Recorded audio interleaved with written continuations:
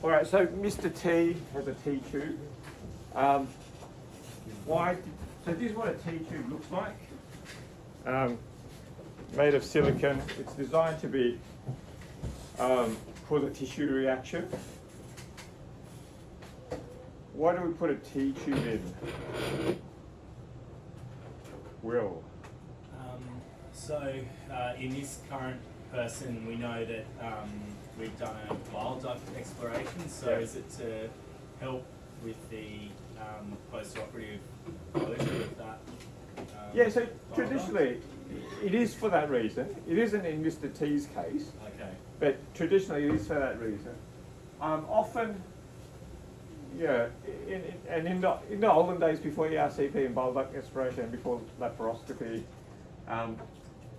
if you had stones in the bile duct, the only real way to get them out was to get them out at the same time as your open collie. And if the only way to get them out was to open the common bile duct, and if it was a fairly small common bile duct, maybe 7 or 8 millimeters, if you stitched it up, there would be a chance they would fibrose and constrict and you'd cause a stricture. So the idea of a T-tube was to allow it to heal without it stricturing down and contracting. If you stitched it, you're going to reduce the luminal diameter to a degree. So you left the open hole and you put a tube that, as its name suggests, is shaped as a T, and you bring that out to the skin. And that would mean that it would heal up with less contracture. How this functions is that also during the healing process, if there was inflammation downstream, and if bile wasn't getting all the way down into the duodenum, it allows a passage for bile to come out so you don't have biliary obstruction. Now in Mr. T's case, he still has an obstruction down here, which despite 8 hours of operating, we didn't sort out. And so there's a concern, and the traditional ways of dealing with this, putting a stent down and things like that to bypass that, didn't seem to work. There are a lot of intricacies there, but let's see them now. And so he's got a T-tube, so that there may be a blockage there. To stop him getting jaundice, this T-tube acts as a pressure valve, so there's a way for the bile to come out. And in the last 24 hours, he's had about 400 mils of bile, and you probably make about 600 mils of bile a day. So maybe 200 mils is working its way down here, but at least instead of having a backlog, it lets the bile come out, and he doesn't get jaundice.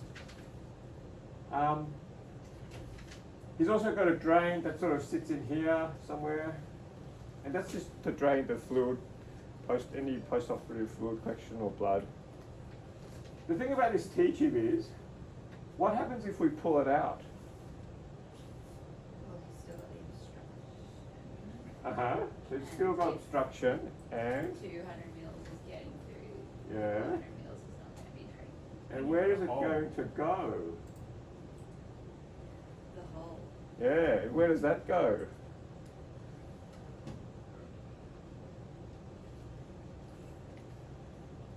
Sarah?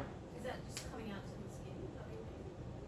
That'd be nice, and that's why you have to leave the T-tube in for 6 weeks, because if you left the T-tube in for 6 weeks, this silicon stuff, it's designed to cause a tissue reaction, and you will get a healing tract around it. So that when you pull it out in 6 weeks, it will leak to the skin, and slowly it will fibrose up, that tract will fibrose up because the bile will be irritant, and it'll cause it to sclerose, fibrose together and to close up. But if, say, in a fit of anger, Mr. T pulled it out today, what would happen? Where would that bile go? Is it then just going to empty into like the peritoneal cavity? Yeah. And what does that do? It'll have an intra-abdominal sepsis. Yeah, and yeah. So it's critically important that that tube stays in for 3 weeks. It's been stitched in 3 places. You can tell it's a it looks different to the other tube. The nurses know, we've reminded the patient, and we know as a team. So that's important. The two reasons for teaching, it is one method for controlling jaundice, particularly if you've got an obstruction downstream. We very rarely use it these days because these days at ERCP we can put stents up here, or at a cholecystectomy we can put stents down here or baskets here to retrieve these. It's just that all those conventional techniques didn't work in this case. So that's why he's got a T-tube. And do you laparoscopically remove the T-tube? No, you just pull it out. Just pull it out, Yeah. even though it's sutured in? Oh no, it's only sutured in at the skin. Oh, yeah, so I it's understand. sutured in 3 places at the skin. Oh, okay. And Just so then that if an over-eager, junior doctor or junior nurse, they've got to cut through 3 stitches. And hopefully they pause to think as they're going. Whereas the drain's only got 1 stitch at the skin. Yeah. And I guess when the drain comes out, just take particular care of who you're telling. I mean, the nurses here know it's a surgical ward, but COVID might happen and he might end up being on the O&G ward or something like that. In a situation like that, you might want to specify to whoever's taking the drain, or you might want to take the drain out yourself, that the correct tube is taken out. Questions, queries, worries? Good.